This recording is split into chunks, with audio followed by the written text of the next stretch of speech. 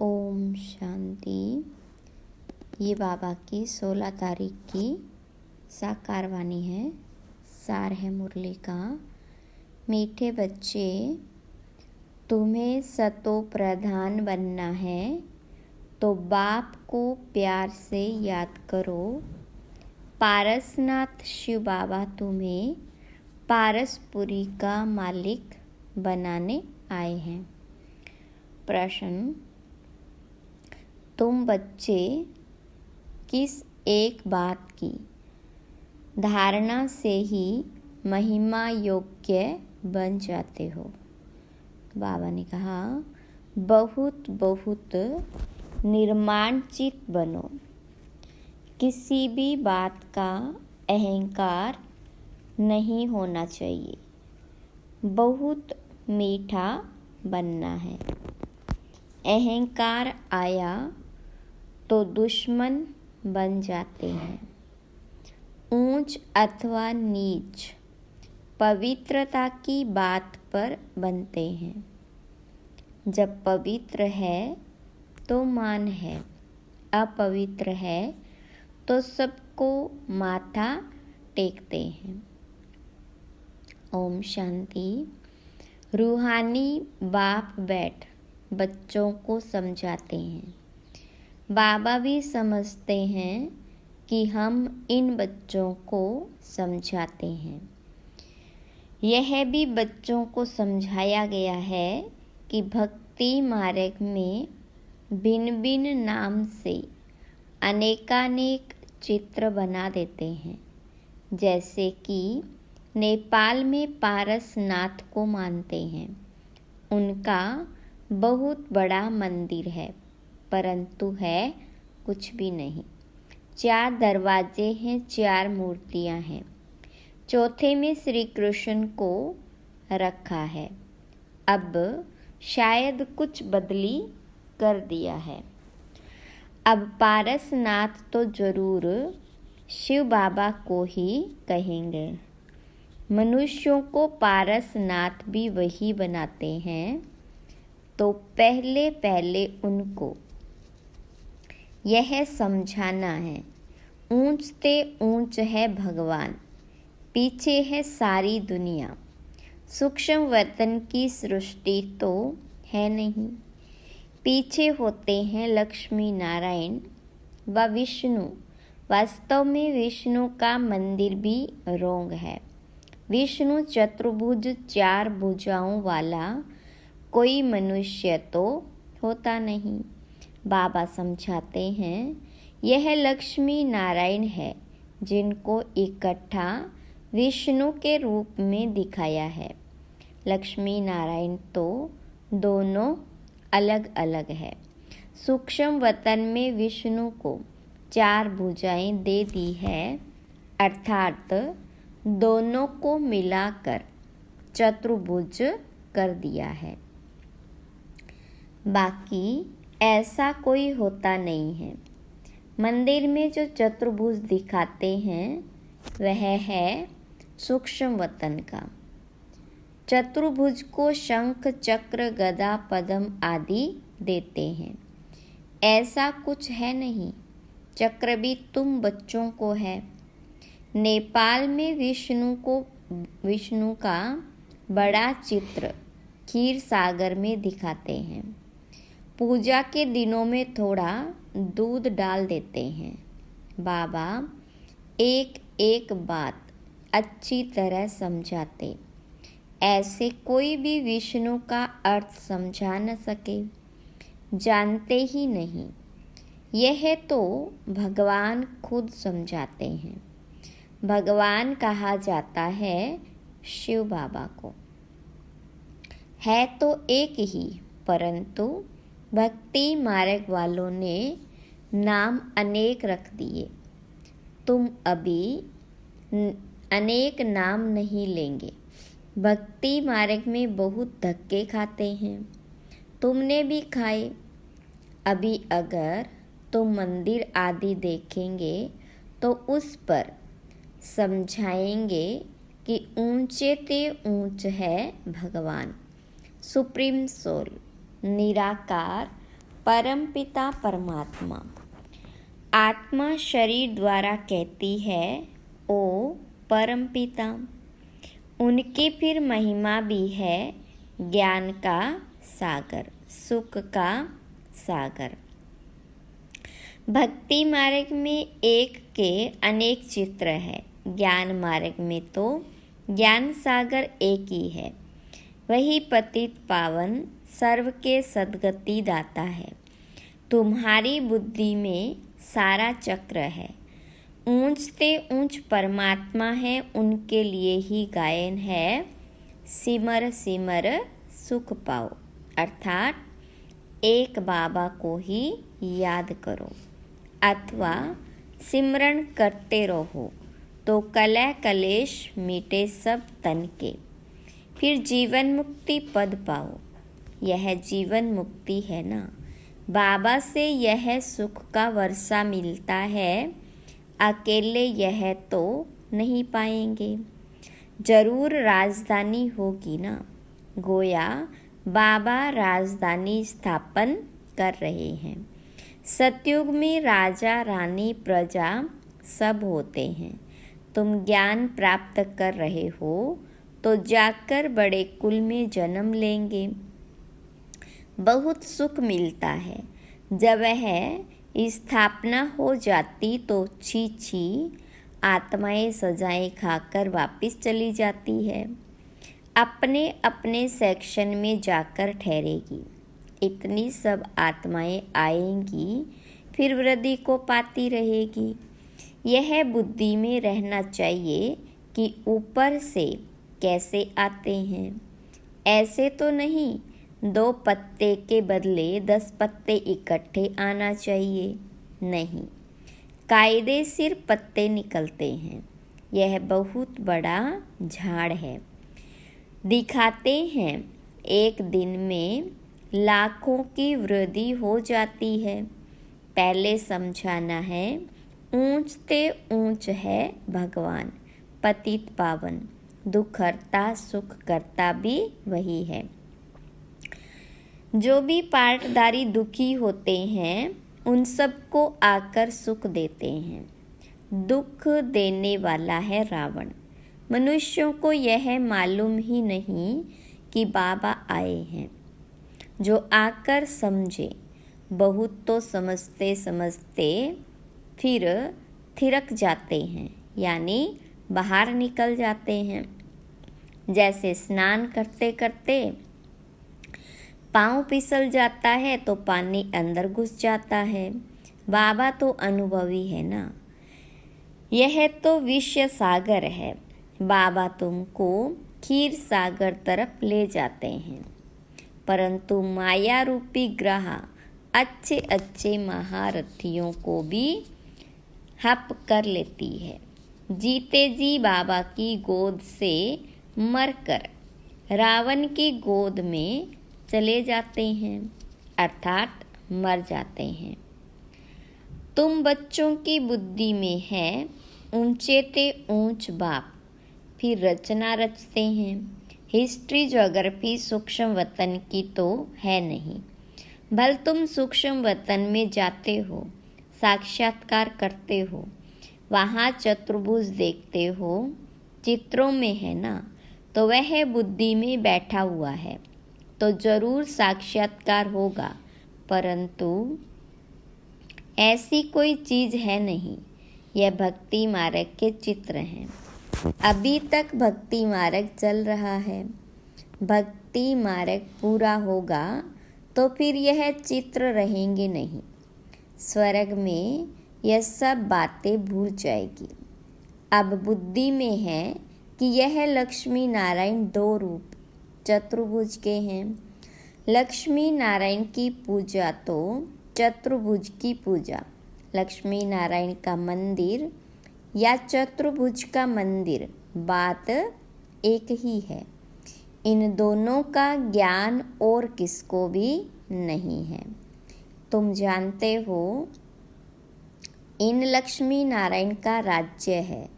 विष्णु का राज्य तो नहीं कहेंगे। यह पालना भी करते हैं। सारे विश्व के मालिक तो विश्व की पालना करते हैं। शिव भगवान वाच, मैं तुमको राजयोग सिखलाता हूँ, अपने को आत्मा समझ, बाप को याद करो, तो इस योग अग्नि से विकर्म विनाश होंगे। डिटेल में समझाना पड़े, बोलो यह भी है गीता, सिर्फ गीता में श्री कृष्ण का नाम डाल दिया, यह तो रोंग है, सबकी ग्लानि कर दी। इसलिए भारत तमो प्रधान बन पड़ा है। अब है कलयुगी दुनिया का अंत। इनको कहा जाता है तमो प्रधान आयरन एज। जो सतो प्रधान थे उन्होंने ही 84 जन्म लिए हैं। जन्म मरण में तो जरूर आना है। जब पूरे 84 जन्म लेते हैं तब फिर बाबा को आना पड़ता है। पहले नंबर में है। एक की बात नहीं, इनकी तो सारी राजधानी थी ना, फिर जरूर होनी चाहिए।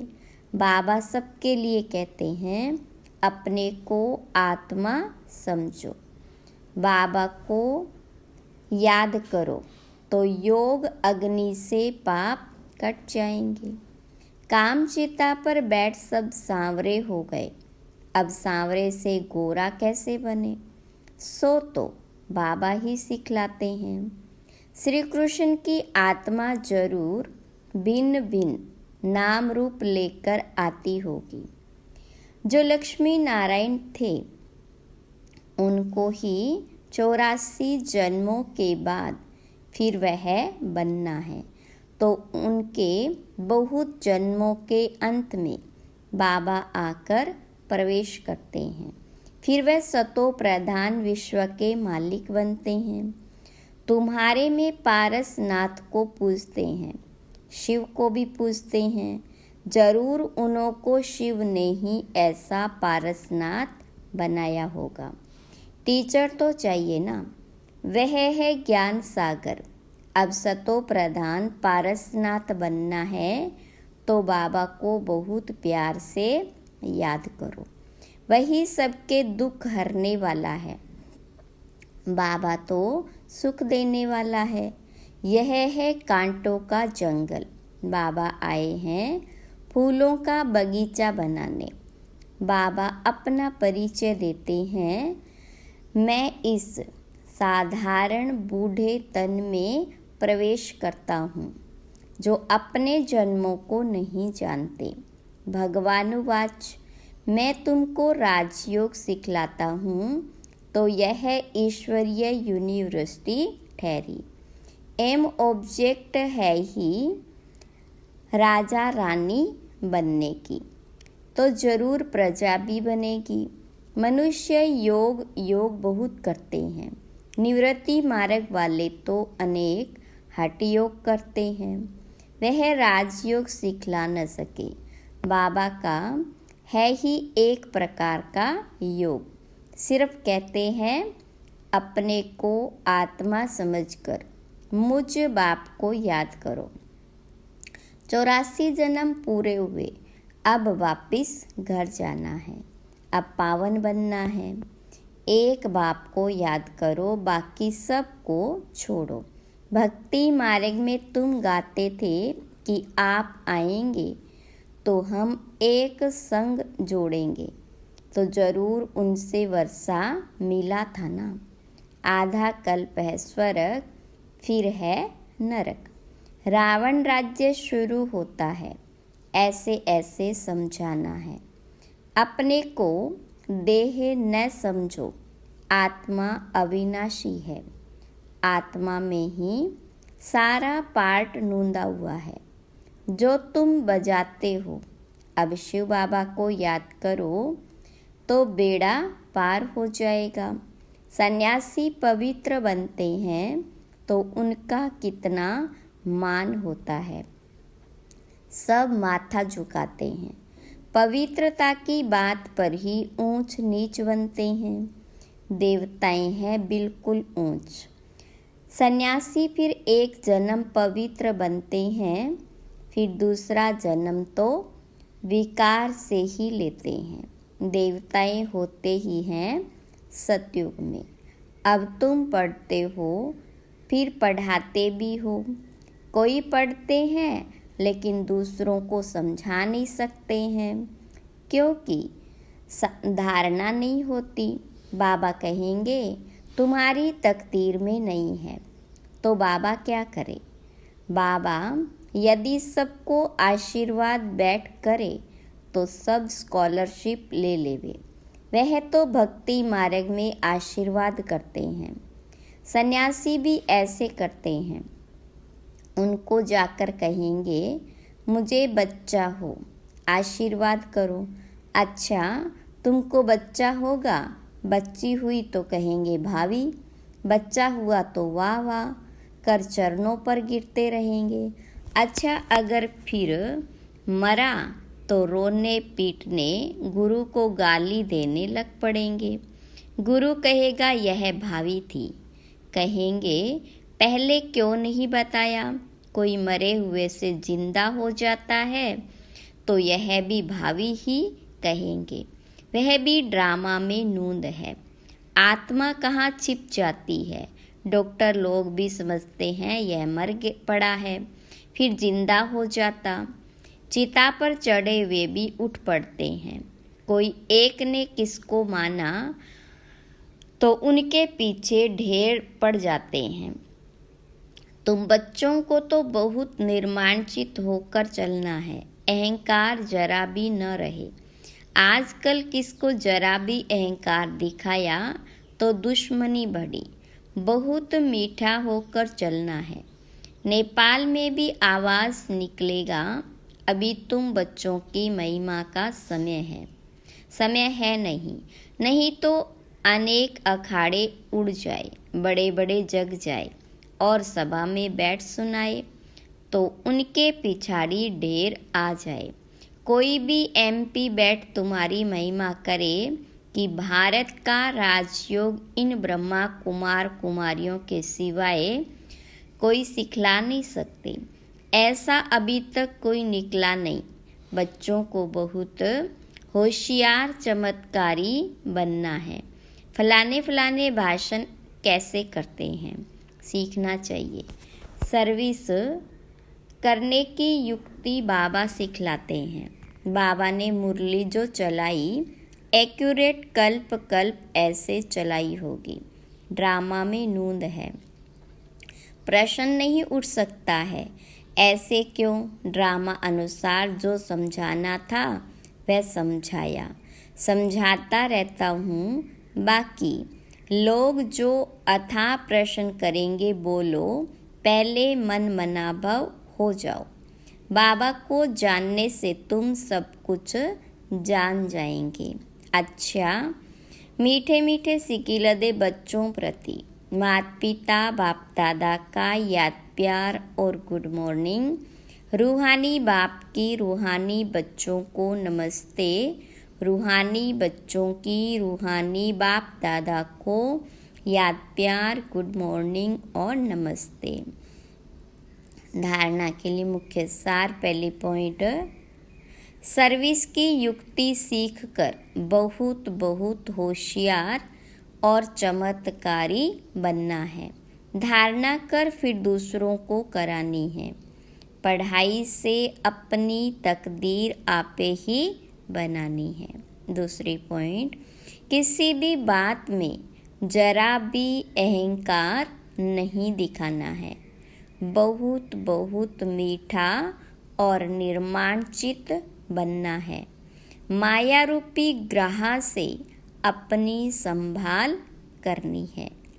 वरदान है, बीती को श्रेष्ठ विधि से बीती कर यादगार स्वरूप बनाने वाले पास विद ऑनर भव। विस्तार, पास्ट इज पास्ट तो होना ही है। समय और दृश्य सब पास हो जाएंगे, लेकिन पास विद ऑनर बनकर हर संकल्प व समय को पास करो। अर्थात बीती को ऐसी श्रेष्ठ विधि से बीती करो जो बीती को स्मृति में लाते ही वाह वाह के बोल दिल से निकले। अन्य आत्माएं आपकी बीती हुई स्टोरी से पाठ पढ़े, आपकी बीती यादगार स्वरूप बन जाए तो कीर्तन अर्थात कीर्ति गाते रहेंगे, महिमा गाते रहेंगे। स्लोगन: स्वकल्याण का श्रेष्ठ प्लान बनाओ, तब विश्व सेवा में सकाश मिलेगी। अच्छा, ओम शांति।